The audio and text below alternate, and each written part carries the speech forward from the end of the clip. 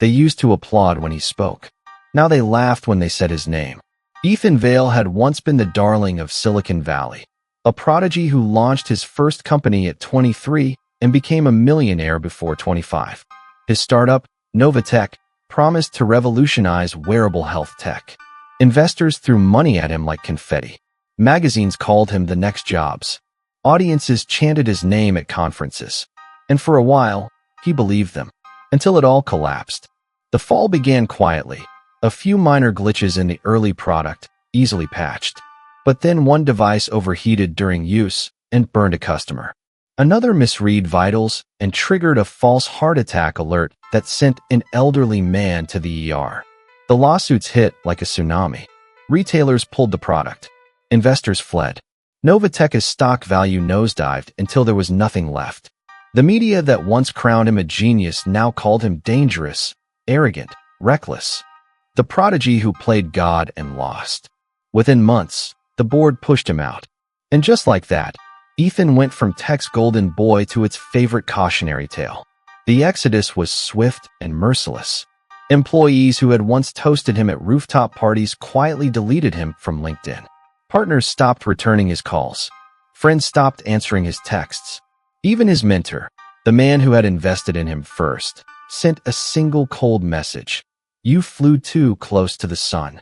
And just like that, he was alone. His apartment emptied out, his bank account drained by legal fees. His face became a meme for hubris. When strangers passed him on the street, they didn't recognize him anymore. When old acquaintances did, they looked away. He vanished. For nearly a year, he drifted through the city like a ghost.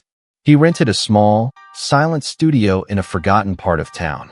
He stopped reading the news, stopped checking his phone, stopped trying to explain himself, because no one wanted to hear it. They had already written the ending. Ethan Vale, the genius who failed. Until the night he woke up on the studio floor, cold sweat soaking his shirt, heart pounding like a war drum. It wasn't a dream that woke him. It was rage. Not at them, at himself. Because he had let them write his ending. Because he had stopped. Because he had believed them when they called him a failure. He sat up, pulled out an old sketchbook from under the bed, and began to draw. New ideas. New designs. Stripped of ego. Built only for truth. This time, he wouldn't build for applause. This time, he would build something that mattered, even if no one ever clapped again. By dawn, the floor was covered in sketches. Pages upon pages of something small, wearable, unglamorous. A rugged biometric patch that could monitor vital signs accurately in the harshest conditions. Not a consumer toy. Not a fashion statement. A tool. For paramedics. For soldiers. For disaster zones. He called it Sentinel. And he swore he would build it, alone if he had to.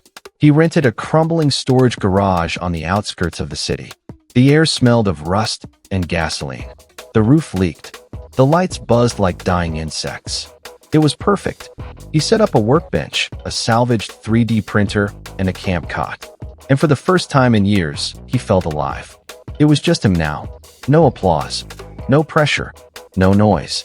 Just one man, alone in the wreckage of his past, with fire under his skin and a whisper in his chest. They called me a failure. I'll make them remember my name. The garage became his world. Cold concrete. Leaking roof. Silence so heavy it pressed on his ribs. Ethan worked there from sunrise until the world outside turned black again. There was no team now. No interns fetching coffee. No assistants scheduling meetings. No investors checking in. Just him. And the ghost of everything he had lost. He scavenged everything. Obsolete circuit boards from e-waste bins. Leftover medical-grade adhesives from shuttered clinics. Wires stripped from abandoned machines. He sold his last watch to buy a used thermal printer, then used it to prototype Sentinel's flexible sensor mesh. He burned through 3 laptops, overworked them until the screens dimmed and the fans screamed. When something failed, he ripped it apart and tried again. When something broke, he rebuilt it. When exhaustion clawed at his bones, he whispered, "One more hour," and kept going. The world had stopped believing in him. So he believed enough for all of them. Days blurred into weeks. There were moments of madness. Nights when he forgot to eat. Mornings when he woke with his face pressed to the workbench, skin imprinted with the outlines of microchips. And there were moments of brilliance. Sentinel began to take form. A flexible patch the size of a playing card, embedded with microsensors to track pulse, oxygen levels, body temperature, and hydration with 99.8% accuracy, even in heat, cold, or heavy motion. It didn't look like much, but it worked. When he tested the first prototype on himself, the data streamed live to his battered laptop.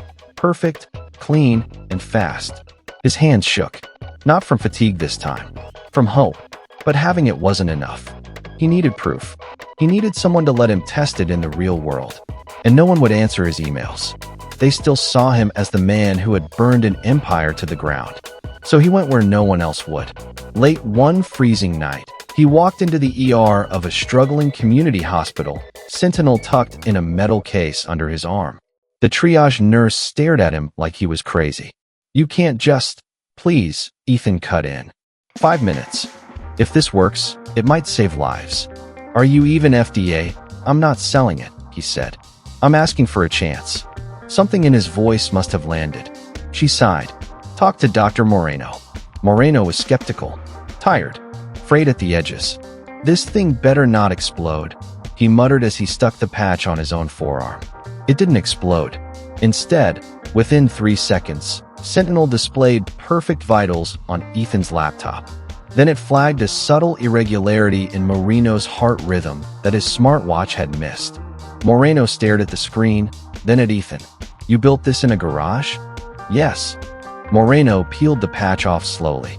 "Leave me a few." Within days, the ER was using Sentinel on trauma patients. It never failed, never glitched, never lagged. Moreno sent Ethan a message. "You have something real. Don't stop." Word spread. Quietly at first, one doctor telling another, one nurse texting a friend. Then it caught fire. A paramedic unit asked for a trial batch. Then a disaster relief team. Then a combat medic division.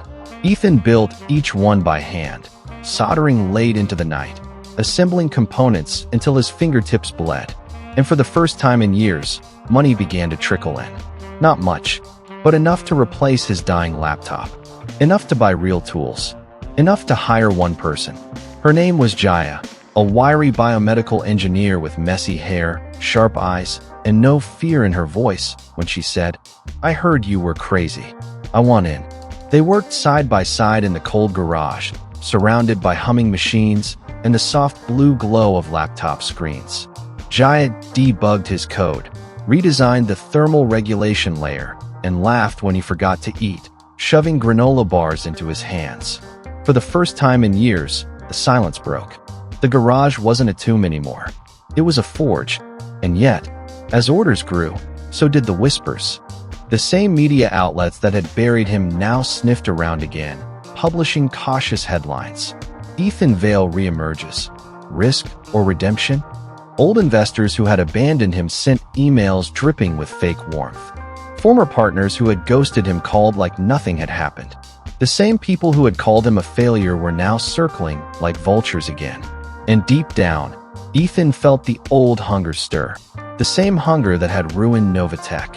The voice that whispered, "Faster, bigger, prove them wrong."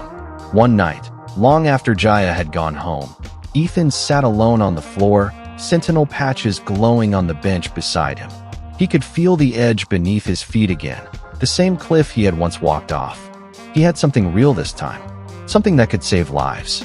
But if he let ego drive him again, it would all burn, just like before. He clenched his fists and whispered into the dark, "Not this time. Not like last time." It happened fast. Too fast. 1 week, Sentinel was a whispered rumor passed between ER doctors and paramedics. The next, it was everywhere.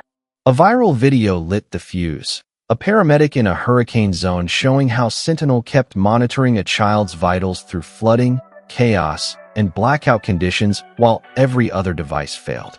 Within hours, millions had seen it. Within days, requests poured in from hospitals, disaster relief teams, search and rescue units, and military field medics. Suddenly, the man they had called a failure was back on the world's lips. Ethan Vale, the legend who rose from the ashes. The garage transformed overnight. Where there had once been cold silence, now there was organized chaos. New tables, new equipment, stacks of components arriving on pallets, monitors glowing with production schedules and shipping maps. Ethan went from 2 people to 30 in a month. Jaya built a small engineering team that hummed with energy, debugging lines of code, while music thumped quietly from a corner speaker. People whispered when they saw him, wide-eyed to be in the same room with the man who had once fallen harder than anyone and somehow climbed back. They called him a phoenix when they thought he wasn't listening. At first, it almost made him smile. But late at night, when the warehouse emptied and the lights dimmed, he sat alone on the cold steps and stared at his hands and felt something old and sharp stirring again. The pressure. The same pressure that had once hollowed him out at Novatech. It started small. He began staying later than everyone, rewriting code after Jaya left, pushing production schedules tighter. When a batch of Sentinel units shipped with a minor calibration bug, social media lit up with criticism. Has Vale really changed? Genius or ticking bomb again? The old mockery returned like a shadow, and with it came the voice he had hoped was dead. Faster, bigger, prove them wrong. He stopped sleeping, stopped eating real meals, stopped listening. The same obsessive drive that had once destroyed him came roaring back like wildfire through dry grass. Jaya noticed first. "You're spiraling," she said one night, standing in the doorway while he hammered at a keyboard. "I'm fixing what no one else will," he muttered. "You're breaking what you built," she shot back. Her voice was steady, but her eyes were full of something like fear. And Ethan remembered another pair of eyes, years ago, his old co-founder at Novatech, saying those same words right before walking away forever. He froze. Jaya left without another word. Her desk was empty the next day. The silence in the garage was deafening again. He sat alone in his office above the shop floor, staring at the faint blue glow of Sentinel cores stacked in their crates. And he realized something horrifying. He was building the same fire that had once burned him alive. And this time, if it consumed him, it would also consume all of them. The engineers, the doctors depending on Sentinel, the patients whose lives were tethered to these tiny glowing miracles. If he collapsed, it all might collapse with him. That night, he opened his inbox and froze. A message waited from Orion Global, one of the largest tech conglomerates in the world. They wanted to acquire Sentinel. 9 figures. Immediate global rollout. "Let us scale this for you," the email said. "You stay as our visionary. We do the rest." Ethan stared at it until his vision blurred. It was everything he had once dreamed of, and it felt like a trap made of gold. Because he knew what they would do. Gut Sentinel, strip its soul, slap his name on the husk, and leave him watching as they burned it for profit. His hands trembled over the keyboard. Sign, and Sentinel would be safe, but not his. Refuse, and risk losing it all again. His heart pounded until he thought it might break. He closed the email, then reopened it, then closed it again, and whispered to the dark, "This time, I won't trade my soul." But he knew wanting to change wasn't enough. He had to actually change, because he could feel the cliff under his feet again, the same cliff he had walked off once already. And this time, if he fell, there would be no third chance. He picked up his old notebook from the corner of the desk. On the first page, faded and wrinkled, it still said, "They called me a failure." He uncapped a pen, and beneath it wrote slowly, carefully, "I'll become a legend, without becoming a monster." The garage didn't feel like a workshop anymore. It felt like a pressure chamber. Wires hung like tangled veins from the ceiling. Machines hissed and whirred. The air was hot, dry, and sharp with the smell of burning plastic. 30 people now worked where once it had been just Ethan. 30 voices overlapping, 30 keyboards clattering, 30 pairs of eyes darting nervously whenever he passed. Because they could feel it too. The tension, the crack in the air, the weight of something about to snap. Ethan barely spoke anymore.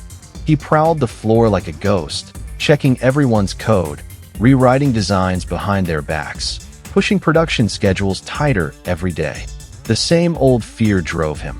The fear that if he stopped for even 1 second, it would all crumble. It was Novatech all over again. And the worst part was, they knew it. He saw it in their faces, the quick glances, the forced smiles, the way conversations died when he walked by. They were afraid of him, not because he yelled, because they could see him breaking. Then came the moment that shattered him.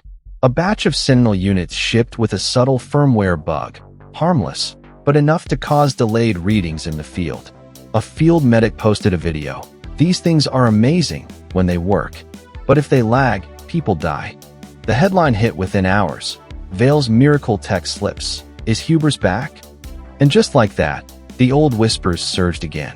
We knew this was coming. He never changes. Some people shouldn't get second chances. Ethan read them alone in his office, the blue light from his monitor carving harsh shadows on his face.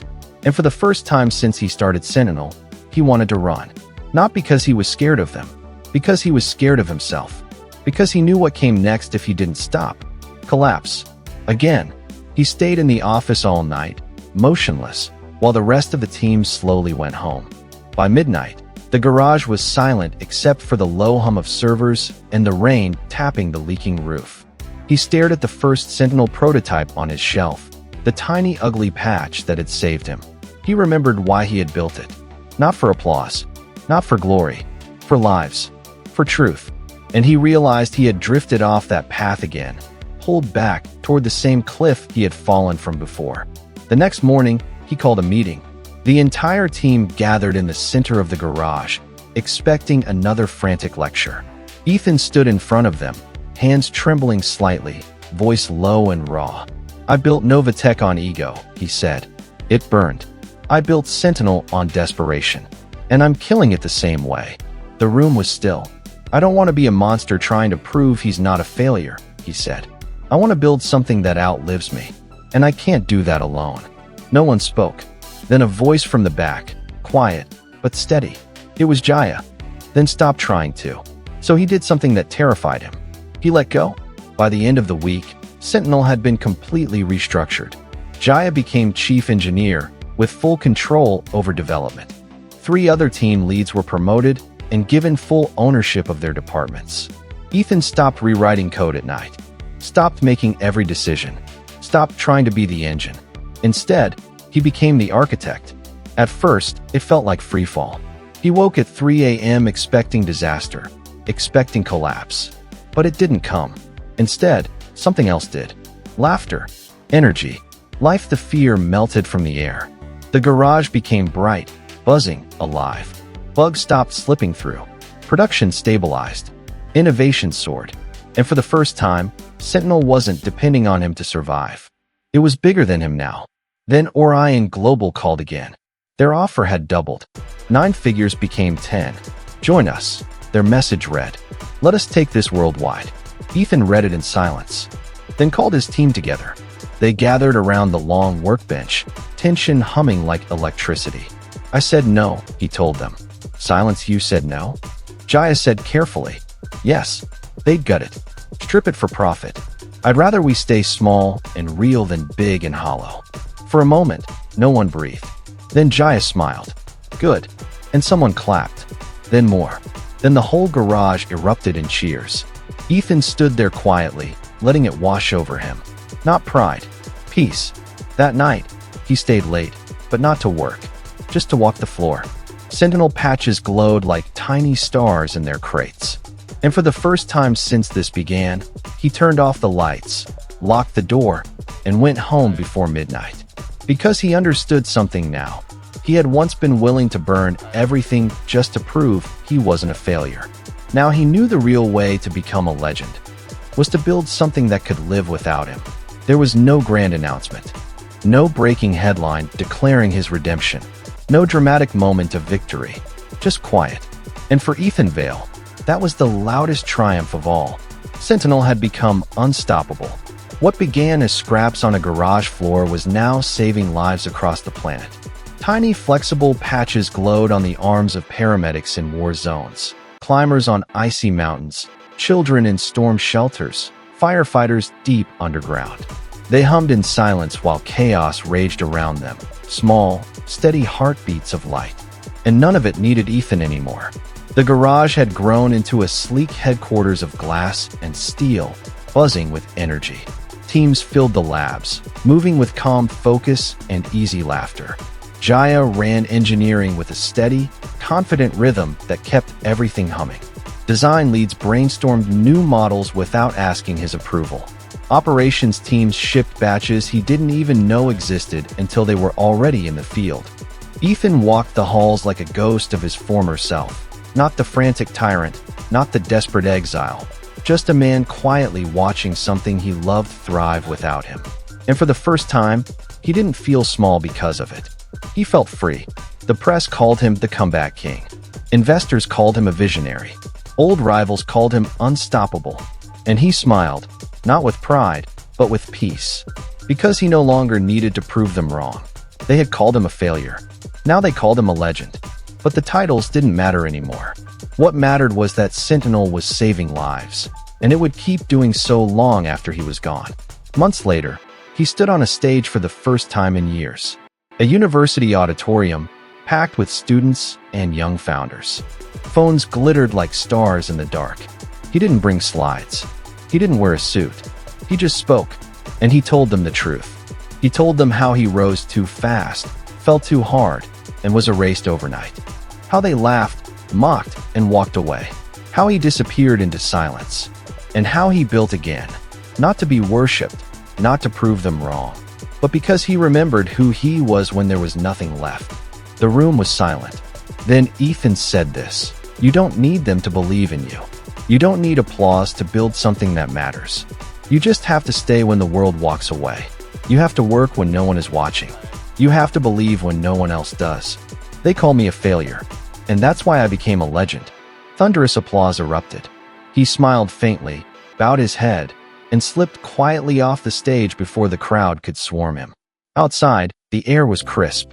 The city glimmered under the stars, the same city that had once buried him. He walked slowly, no cameras, no noise, no rush. Just a man again. Because he knew now, even if it all disappeared tomorrow, even if the buildings crumbled and the world forgot his name, he could build again. Because he no longer feared being alone. He had been alone, and he had risen, and he had become what they swore he never would, a legend. And if you're hearing this, if they've called you finished, if they've laughed, if they've walked away, stay. Stay one more night. Stay one more day. Stay and build with what's left. You don't need their permission. You don't need their applause. You just need your will. They may call you a failure now, but one day, they'll call you a legend.